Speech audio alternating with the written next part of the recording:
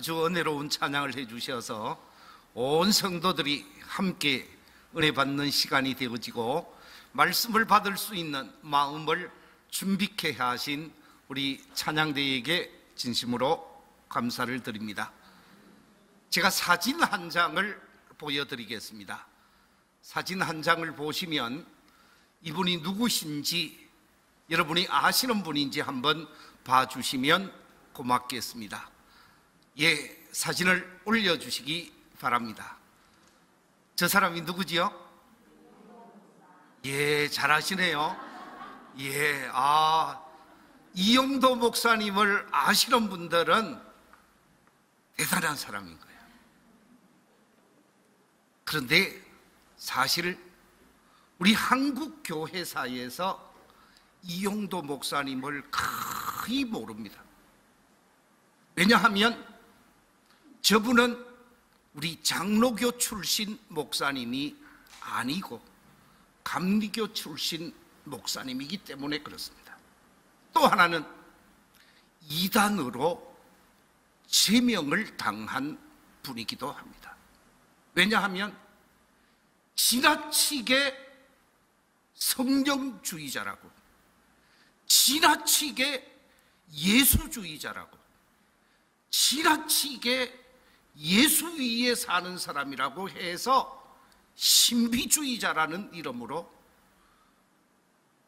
잘못된 신앙인이라고 이단으로 정죄를 했는데, 지금 생각하면 그게 잘못되었다는 거예요. 지금부터 80년 전에 이단으로 정죄당했는데 오늘날에 와서 보니까 이단이 아니더라 하는 얘기입니다. 왜냐하면 저분이 감리교 목사님이 되어지고 감리교 목사님으로서 뜨겁게 사역을 하게 되어집니다.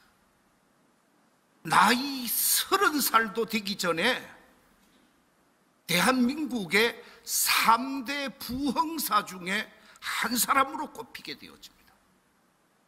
1920년대 후반, 1930년대 초반에 대단한 부흥사로 가는 곳곳마다 신유의 은사, 성령의 역사가 엄청나게 나타났거든요.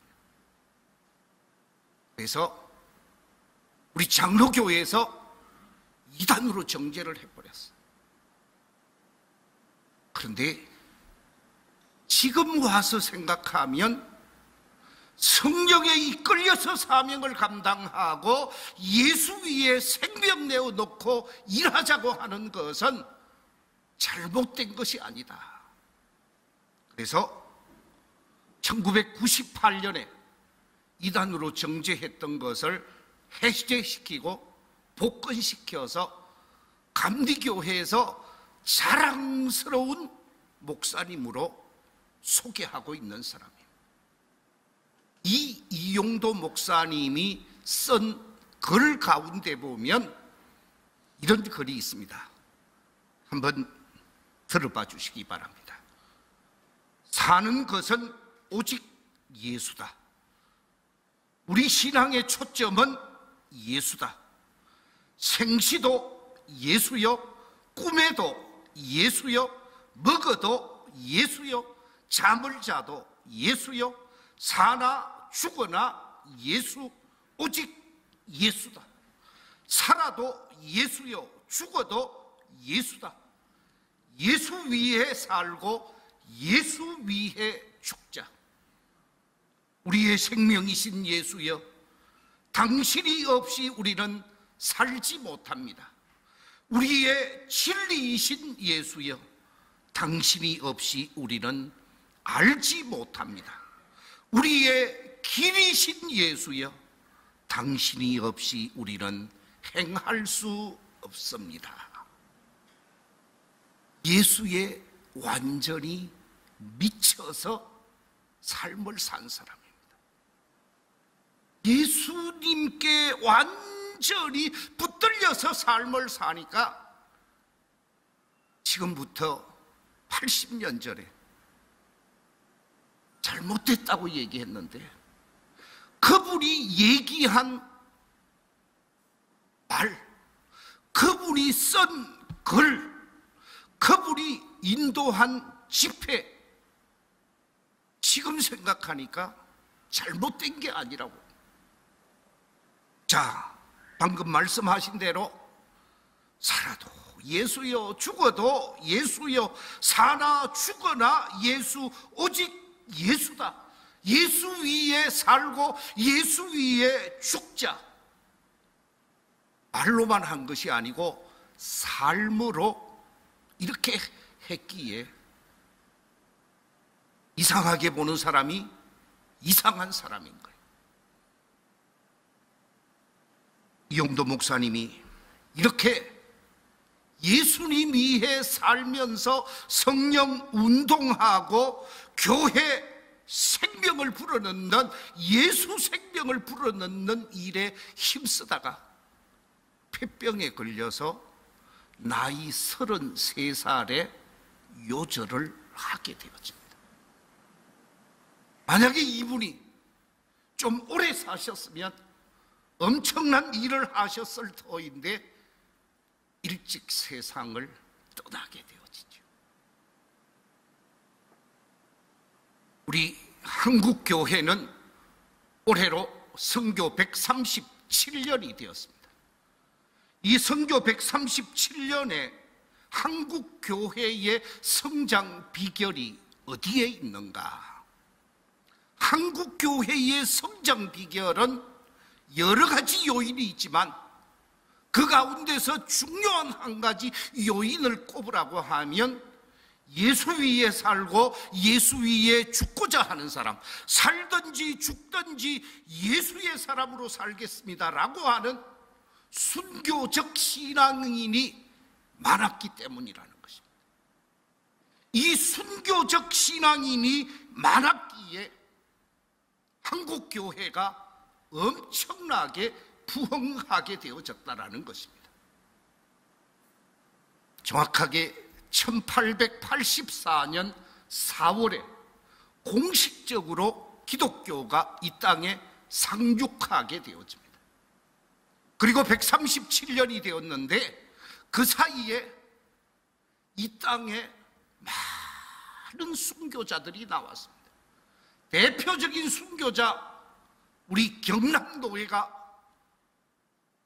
만들어냈고 한국교회가 만들어낸 일사가고의 신앙의 주인공 주기철 목사님을 비롯해서 손양은 목사님, 사랑의 원자탄으로 우리에게 알려져 있습니다.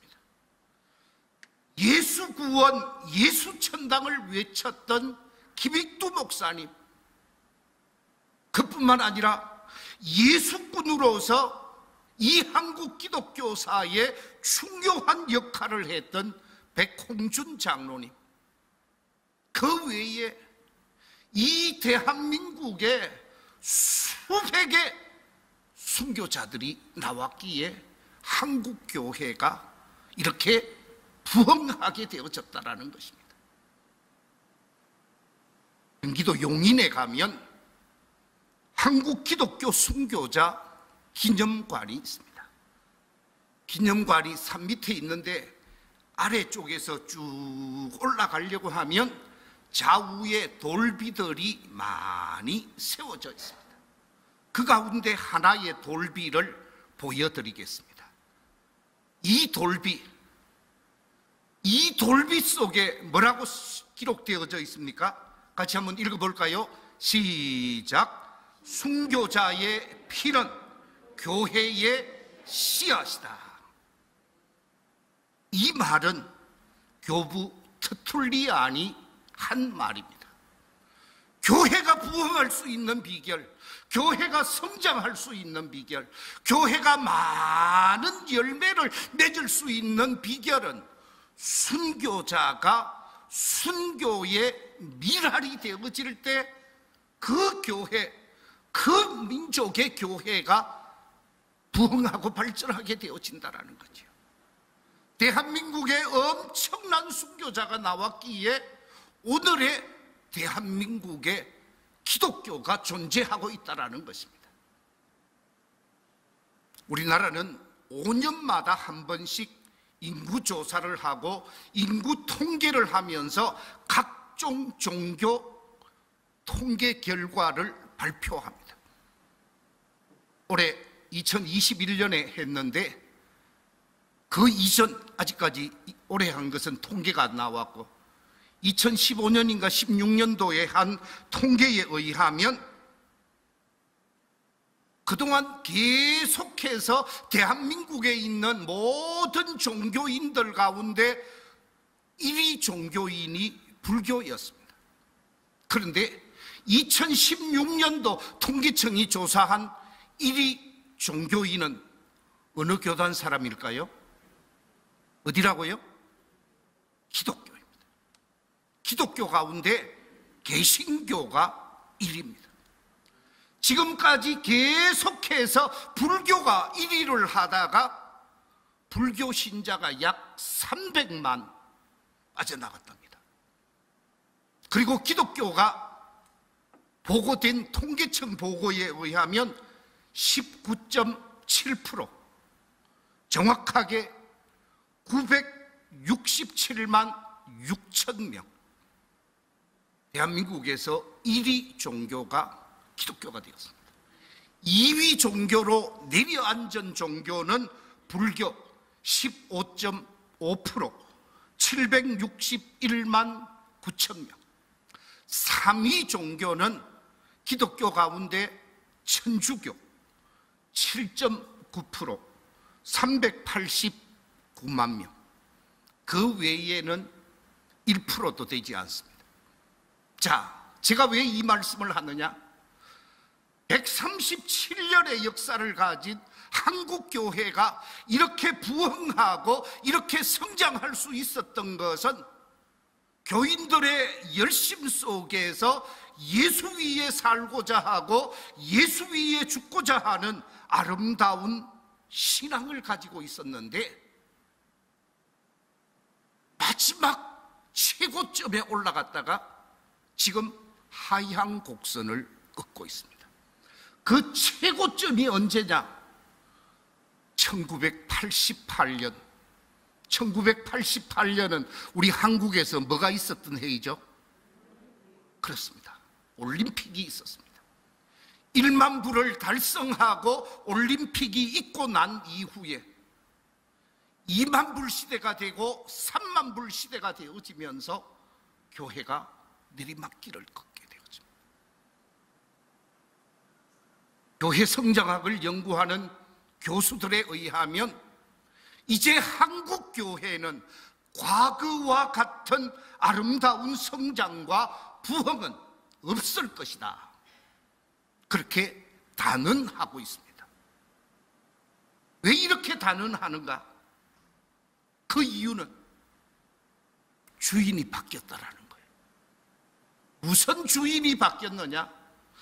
예수님이 우리의 주인이 되어지고 하나님이 우리의 주인이 되어지고 성령님이 우리의 주인이 되어지는 삼위일체 되시는 하나님이 우리의 주인이 되었다가 지금은 하나님을 주인으로 모시고 사는 사람들이 점점 떨어진다라는 거예요.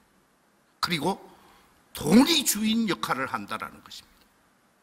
2만 불 시대가 지나고 3만 불 시대가 지나면서 지금 이 시대 속에서 돈이 이민족의 주인 역할을 하고 있기 때문에 이 돈에 대한 생각이 바뀌어지지 않는 한 한국 교회의 부흥은 없을 것이다 라고 말하고 있습니다. 이렇게 얘기를 하니까 어떤 사람이 질문을 합니다. 아니 그게 무슨 말입니까? 지금 한국 교회가 부흥하고 있는 교회가 어느 교회도 부흥하고 어느 교회도 부흥하고 어느 교회도 부흥하고 있는데 이 교회들이 부흥하는 것은 무엇입니까? 이 질문에 관해서 학자들이 뭐라고 얘기하고 있느냐 하면 한국 교회라고 하는 큰 틀에서 보면 부흥이라고 말할 수 없습니다. 왜냐하면 그 이유는 세 가지 때문입니다. 그러면서 첫째 이유는 작은 교회에서 큰 교회로 이동하고 있다는 것입니다. 두 번째 교회는 분쟁하고 있는 교회에서 은혜로운 교회로 이동하고 있다는 것입니다. 세 번째 이유는 시설이 낙후된 교회에서 시설이 좋은 교회로 이동하고 있다는 것입니다. 물질 중심으로 신앙이 움직이고 있다 그 말입니다. 물질을 주의처럼 생각하고 부를 주의처럼 생각하게 되어지면 한국 교회 전체를 볼 때 한국 교회에 희망이 없습니다. 예수 위에 살고 예수 위에 죽고자 하는 이 순교적 신앙을 회복하지 아니하면 한국 교회 희망이 없습니다 라고 말하고 있는 것이 학자들의 주장입니다.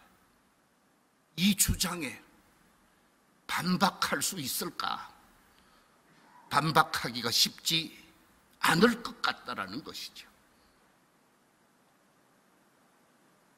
오늘 본문의 주인공 사도 바울을 여러분 한번 생각해 보십시오. 오늘 본문의 주인공 사도 바울은 예수 그리스도를 만나기 이전, 부활의 주님으로 만나기 이전에는 철저한 유대교 신자였습니다.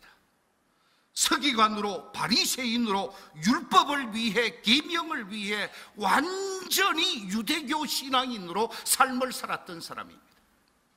그런데 다메섹 도상에서 부활하신 예수님을 만나게 되어지고 그 부활하신 예수님이 하나님의 아들이시요 우리의 메시아가 되어진다라고 하는 사실을 체험하게 되어지면서 완전히 인생관이 뒤바뀌어지면서 예수 위해 사는 사람으로 결단하고 예수님을 위해 그의 인생 전체를 투자하게 되어집니다. 계명을 위해 살던 사람이 복음을 위해 살게 되어지고 바리새적 삶을 살던 사람이 복음주의자로 삶을 살게 되어지면서 완전히 예수 위한 인생으로 180도로 바뀌어지게 되어졌죠. 오늘 본문의 말씀은 바로 바뀌어진 사도 바울, 사도 바울의 인생 철학이 담겨 있는 말씀이요 생사관이 기록되어져 있는 말씀입니다. 이 사는 문제, 죽는 문제에 대한 자신의 정체성이 표현되어진 말씀이 오늘 본문 말씀입니다. 자, 오늘 본문 20절 말씀 같이 한번 읽어보겠습니다. 시작. 나의 간절한 기대와 소망을 따라 아무 일에든지 부끄러워하지 아니하고 지금도 전과 같이 온전히 담대하여 살든지 죽든지 내 몸에서 그리스도가 존귀하게 되게 하려 하나니. 내 몸에서 그리스도를 존귀하게 만들겠다. 전과 같이. 여기서 전이라고 하는 말은 예수님을 만나 중생하고 거듭난 그때부터 수십 년의 사역을 해서 이제 이 빌립보서를 쓰고 조금 있다가 순교하게 되어집니다. 이때에 이르러서 예수를 만나서 거듭나게 되어지고 순교 직전까지 나는 담대하게 살든지 죽든지 주님 존귀하게 하겠습니다 하는 인생 철학을 가지고 있고 삶의 자세를 가지고 있다 이 말씀입니다. 바로 예수님만을 높이고 예수님만을 섬기며 예수님을 위해 살고 예수님을 위해서 죽고자 하는 대단한 결단입니다. 살아도 예수님을 위해서 살고 죽어도 예수님을 위해서 죽겠다라고 하는 순교한 자기 고백이라고 말할 수 있습니다. 예수님이 삶의 목표가 되어지고 예수님이 삶의 이유가 되어지고 예수님이 삶의 최후가 되어지면서 예수님만이 유일한 자신의 소망이라고 사도 바울은 말하고 있습니다. 이 같은 삶의 자세를 가지고 있었기에 예수님을 만나고 난 이후 복음 사역을 하면서 많은 고생을 하게 되어집니다. 엄청난 어려움을 당하게 되어집니다. 그 모든 어려움을 극복할 수 있었던 이유가 무엇이냐? 예수님이 삶의 소망이었기 때문에 그렇습니다. 사도 바울이 자신의 신앙 간증을 기록해 놓은 고린도 후서 11장에 보면 22절 이하 27절 속에 자신이 경험한 선교사역 30년 가까운 선교사역에 자신이 당한 고난의 여정을 이렇게 기록하고 있습니다. 우리 같이 한번 읽어보겠습니다. 시작. 그들이 히브리인이냐? 나도 그러하며 그들이 이스라엘이냐? 나도 그러하며 그들이 아브라함의 후손이냐? 나도 그러하며 그들이 그리스도의 일꾼이냐? 정신없는 말을 하거니와 나는 더욱 그러하도다. 내가 수고를 넘치도록 하고 옥에 갇히기도 더 많이 하고 매도 수없이 맞고 여러 번 죽을 뻔하였으니 유대인들에게 40에서 하나 감한 매를 5번 맞았으며 3번 태장으로 맞고 1번 돌로 맞고 3번 파선하고 1주야를 깊은 바다에서 지냈으며 여러 번 여행하면서 강의 위험과 강도의 위험과 동족의 위험과 이방인의 위험과 시내의 위험과 광야의 위험과 바다의 위험과 거짓 형제 중에 위험을 당하고 또 수고하며 애쓰고 여러 번 자지 못하고 줄이고 목마르고 여러 번 굶고 춥고 헐벗었노라. 많은 고난이 당하였지만 이 모든 고난을 능히 자신의 몸으로 극복하면서 복음을 위해 예수를 위해 열심히 달려갈 수 있었던 것은 예수님만이 소망이었기 때문에 그렇습니다. 예수님만이 삶의 이유였기 때문이라는 말씀입니다. 이 같은 삶의 이유, 이 같은 삶의 소망이 우리 주님이 되시는 모든 성도들이 되시기를 주님의 이름으로 축원합니다. 이런 소망이 있었기에 마지막 죽음 직전 예루살렘에서 로마를 향하여 사도 바울이 가게 되어집니다. 예루살렘에서 로마를 향하여 가게 되어지는데 성령님이 사도 바울에게 보여주게 되어집니다. 네가 지금 로마에 가면 어떻게 되느냐 다 보여주게 되어집니다. 그런데 그걸 보고 자신을 가지 말라고 붙드는 고린도 교회 장로님들에게, 고린도 교회 지도자들에게 뭐라고 말을 하는 줄 아세요? 사도행전 20장 22절 이하 24절에 보면 고린도 교회 장로님들에게 이렇게 말하고 있습니다. 보라, 이제 나는 성령에 매여 예루살렘으로 가는데 거기서 무슨 일을 당할는지 알지 못하노라. 오직 성령이 각 성에서 내게 정언하여 결박과 환난이 나를 기다린다 하시나 내가 달려갈 길과 주 예수께 받은 사명 곧 하나님의 은혜의 복음을 증언하는 일을 마치려 하면은, 저를 한번 따라해 주시기 바랍니다. 나의 생명조차 조금도 귀한 것으로 여기지 아니하노라. 환난과 결박이 기다리고 있지만 그 환난 때문에, 결박 때문에 내 생명이 죽을까 두려워하지 아니하고 그 길을 향하여 전진하겠다라는 거예요. 왜? 그것이 예수를 위하는 것이고 그것이 교회를 위하는 것이고 그것이 주님이 기뻐하는 길이기에 그 길을 가겠다라고 말하면서 예루살렘으로 갔다가 로마를 향하게 되어집니다. 로마에 가서 순교하게 되어지죠. 이처럼 사도 바울은 예수 위에 살다가 예수님 위에 인생을 끝맺게 되어집니다. 철저한 사명자의 의식이 있었기 때문이라는 것입니다. 사진 한 장을 또 보여드리겠습니다. 칼 힐티라는 사람입니다.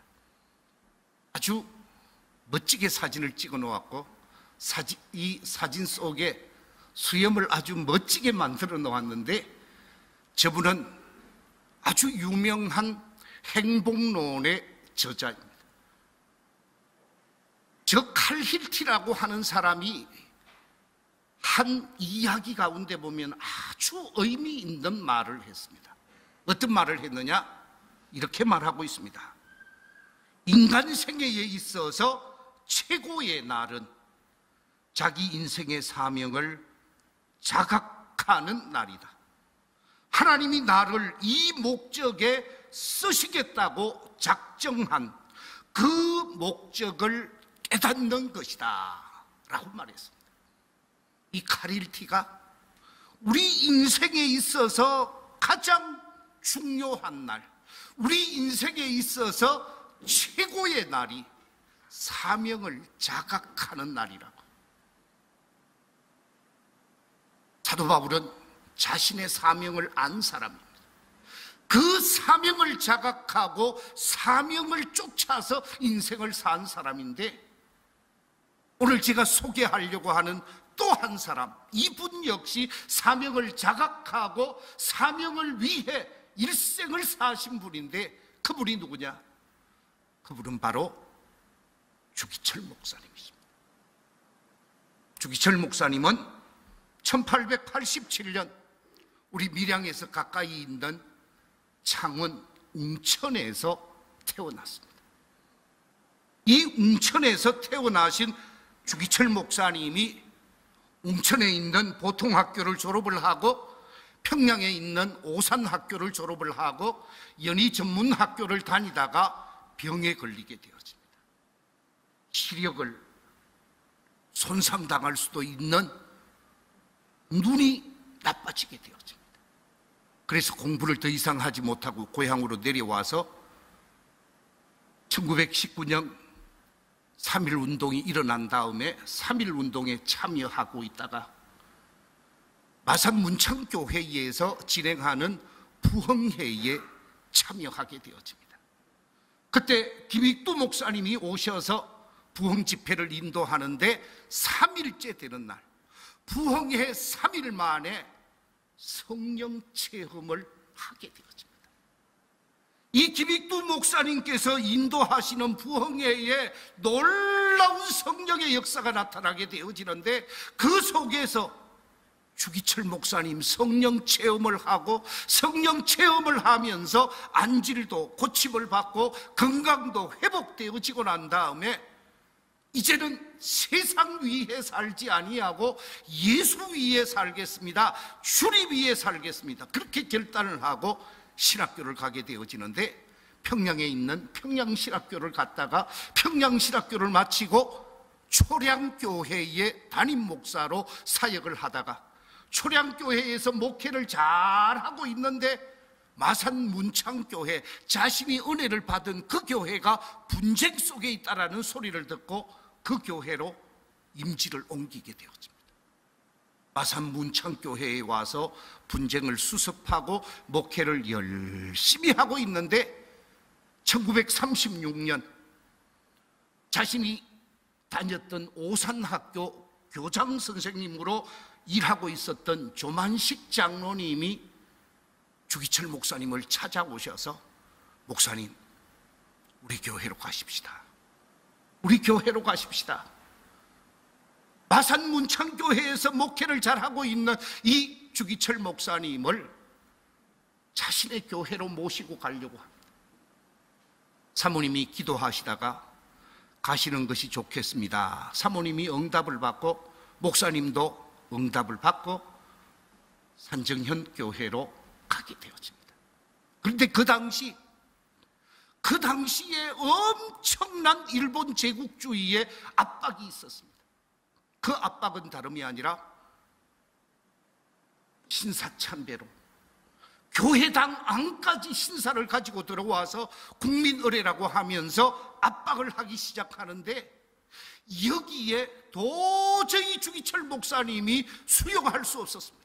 그런데 1937년 9월 총회에서 제27회 총회장 홍택기라고 하는 매국노가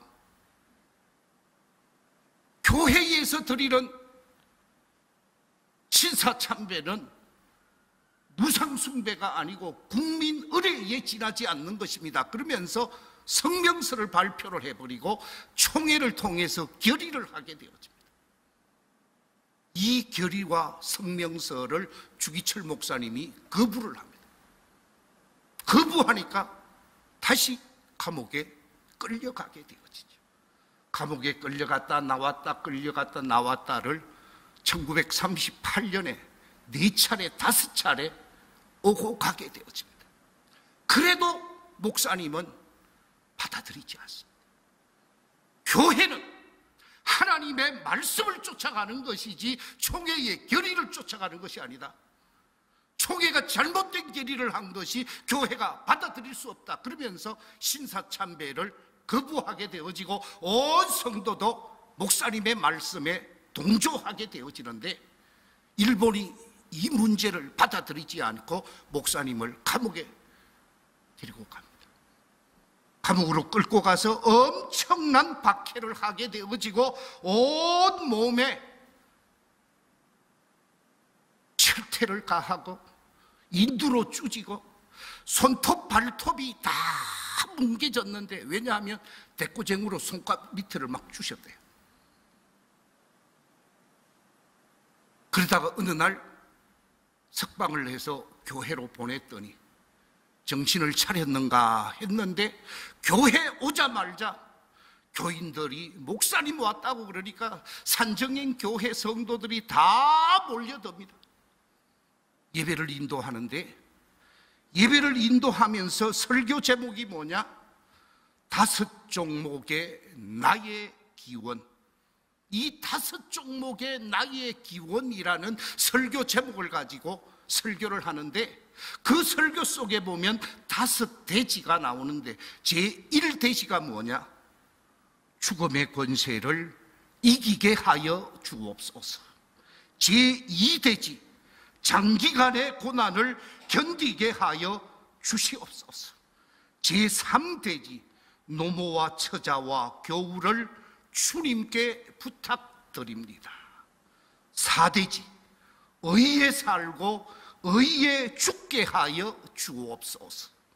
5대지, 내 영혼을 주님께 부탁합니다. 순교할 각오를 한 것이죠. 이 설교 속에 보면 이런 설교 내용이 나옵니다. 소나무는 죽기 전에 찍어야 푸른 것이고, 백합화는 시들기 전에 떨어져야 향기롭습니다. 이 몸도 시들기 전에 주님 제단에 드려지길 바랍니다. 어떤 이는 나에게 왜 괜한 일로 목숨을 거느냐고 말합니다.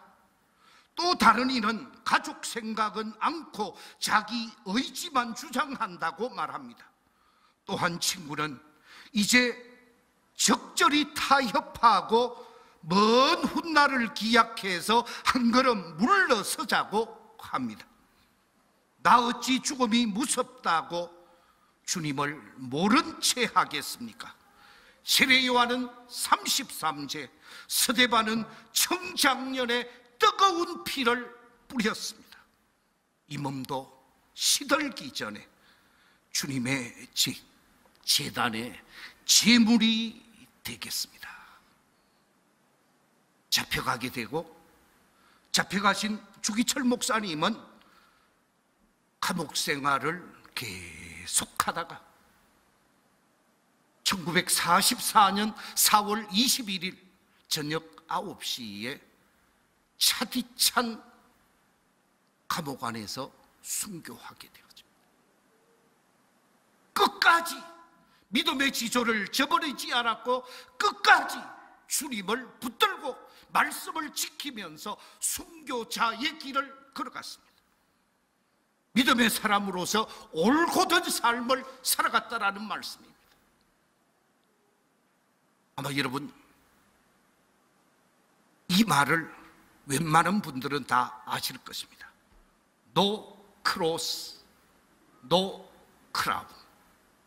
어른들한테 죄송합니다마는 이 no cross, no crown이라고 하는 말은 뭐가 없이는 크로스, 십자가 없이는, 고통 없이는, no crown, 면류관이 없다, 영광이 없다라고 하는 말입니다. 십자가 없이, 고통 없이는 결코 우리에게 면류관도 영광도 없다라는 것이죠. 주기철 목사님은 십자가 길을 걸었고 면류관의 주인공의 길을 선택했습니다. 이것이 순교 신앙입니다. 오늘 순교자 기념주일을 맞이하면서 우리 교회가 가져야 할 신앙이 어떤 신앙일까? 우리 교회가 소유해야 할 신앙이 어떤 신앙일까? 살든지 죽든지 예수 그리스도를 존귀케 하는 이 신앙이 우리가 가져야 할 신앙이요, 이 신앙을 가질 때 한국 교회는 희망이 있다라는 말씀입니다. 우리 밀양교회가 이 신앙을 가지고 밀양을 변화시키고 밀양을 거룩하게 하면서 한국 사회 속에서 가장 아름다운 교회로 소문을 낼 수 있는 축복된 믿음의 주인공들이 우리 모든 성도들의 모습 속에 나타나게 되시기를 주님의 이름으로 축원합니다. 기도하겠습니다. 하나님 아버지,